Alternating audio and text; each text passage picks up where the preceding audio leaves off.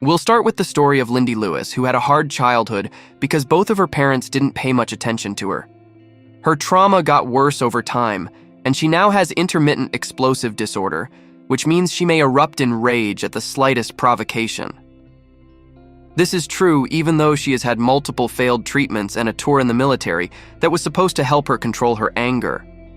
Her health didn't get better, so her psychiatrist, Dr. Munchin, came up with a treatment plan. He gave her an electric shock. Today, Lindy goes on a date with a boy named Justin to try to live a normal life. She almost cancels the date at the last minute, but decides to give it a shot because he seems like a nice guy to hang out with. During their conversation, the waiter keeps turning down the meals Justin asked for, which makes Lindy angry, but she manages to keep her cool. On the other hand, Lindy hears the waitress making fun of Justin while she is using the bathroom. Lindy tries to use her idea, but it doesn't work. She loses control and attacks and hurts the waitress before leaving the diner without telling Justin. The next morning, Lindy takes the device to Dr. Munchin and asks him to fix it.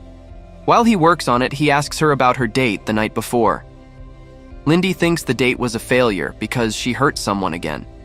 Even though Dr. Munchin fixes the device, he tells her that the only way to solve her problem in the long run is to get closer to someone and urges her to look for a relationship.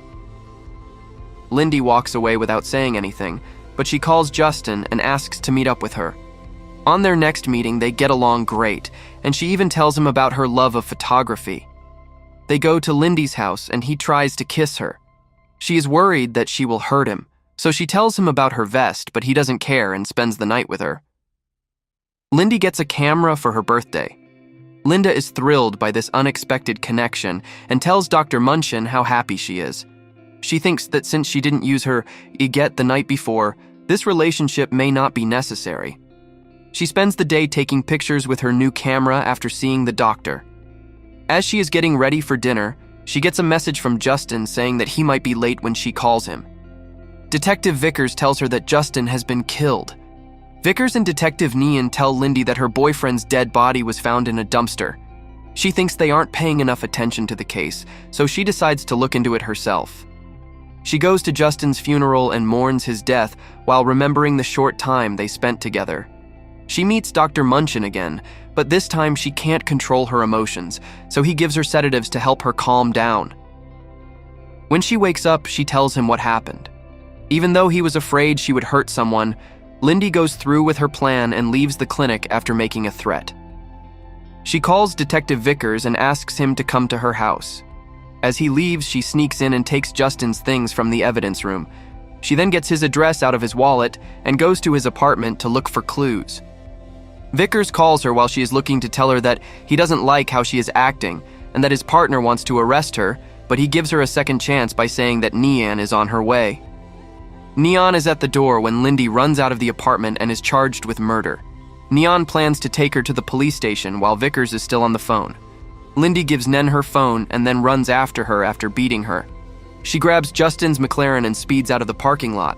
After Nian and Vickers get into an accident, Lindy is able to get away.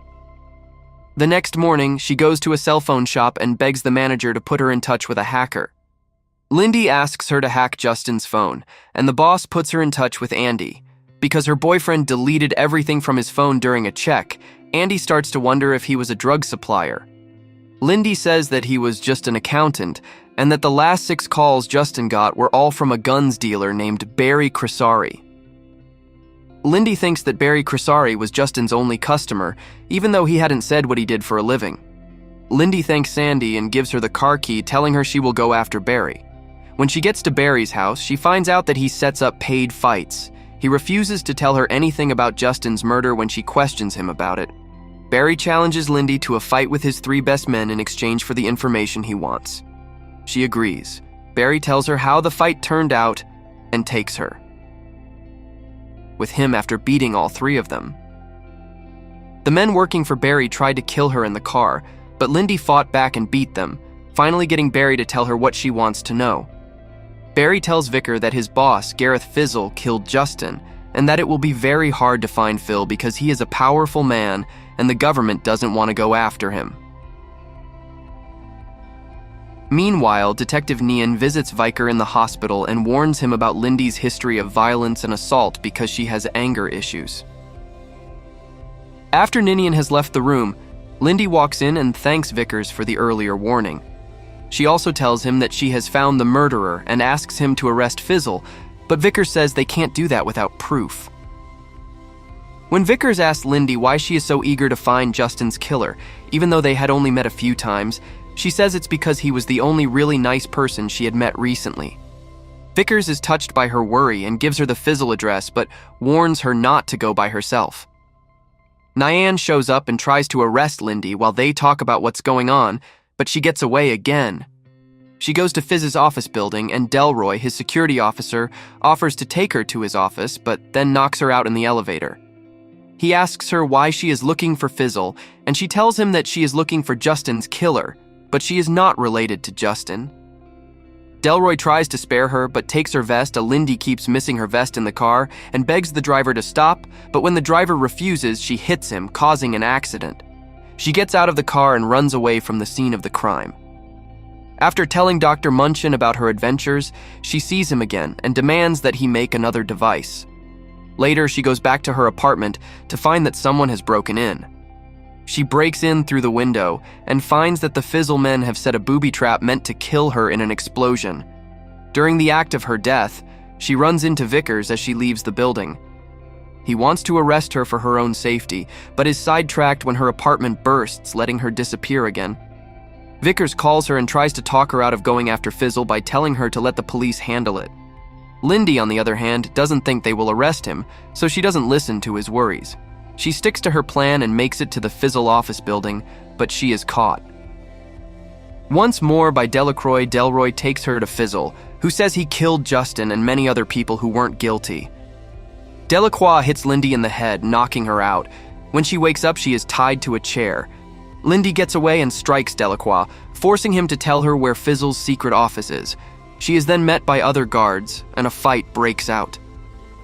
Lindy beats the security guards on her way to work and finds that Fizzle has already been killed when she gets there. Before she could figure out what had happened, Justin walked into the room. After seeing him buried, Lindy couldn't believe what she saw. Justin says that he is a CIA spy who used her to get in touch with Fizzle because they didn't want to get involved directly. He says that Dr. Munchin suggested her because he works for them and their study is funded. Even though Justin tortures her with electric shocks, they no longer work on her because she is immune to them. Lindy fights back by throwing her bag at him and then running out of the building. Justin didn't understand why she did what she did, and a bomb went off, killing him. After running out of the building, Lindy confronts Dr. Munchin and accuses him of using her for his own gain. He says sorry and that he didn't know about Justin's plan.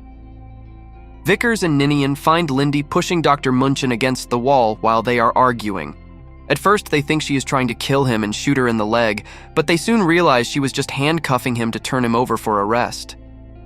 Vickers admires her drive. After taking her to the hospital, they both helped her hide her tracks by giving her back the device they had taken from her in the ambulance. He asks Lindy to go on a date, and she says she'll think about it. After getting better from her injuries and being released from the hospital, Lindy goes back to her old apartment to get her things. In the last scene, a strange woman who turns out to be Justin Sr. visits her. The woman said that Lindy has been watched for years because they want to use her anger to bring down the bad guys. If you're new, don't forget to subscribe so you can see more of these recaps. Until next time, have a nice day.